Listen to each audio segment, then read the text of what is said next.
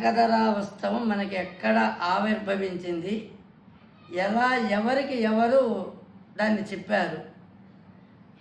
ఒకానొక సమయంలో శంకర భగవత్పాదులు బాలశంకరులు ఒక నిరుపేదరాలి ఇంటికి వెళ్ళారట.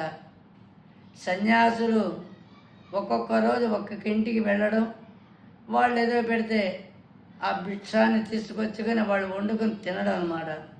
అలా ఒకరోజు ఒక పేదరాలింటికి బాలశంకరులు వెళ్ళి భవతీ భిక్షాందేహి అని అడిగితే ఆ పేదరాలు, నాయనా నా ఇంట్లో ఏమీ లేదు నాయనా, నాకే ఏదీ లేదు, నేనే నకనకలాడుతున్నాను నాయనా, అయినా ఉండు, నువ్వు వచ్చావు కదా మంచి ఎండలో, నేను ఏదైనా ఉందేమో చూస్తాను అని చెప్పి ఇంటికి లోపలికి వెళ్ళి 4 మూలల చూసినా ఏమీ దొరకల.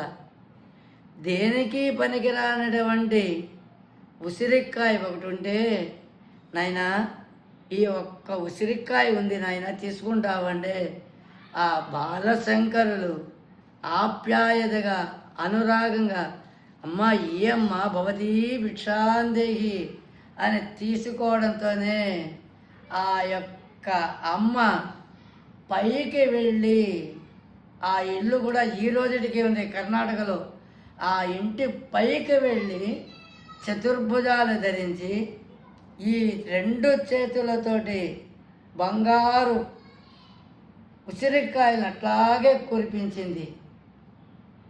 కనకధరావస్తవం ఎవరైతే శుక్రవారం కాదు, ప్రతిరోజు ఎవరైతే వాళ్ళ ఇళ్లలో భగవంతుడి దగ్గర దీపారాధన చేసుకుని చెప్పుకుంటారో వాళ్ళకి సకల ఐశ్వర్యాలు సకల భోగ్యాలు కలుగుతాయి. నిత్యశ్రీ నిత్యమంగళం.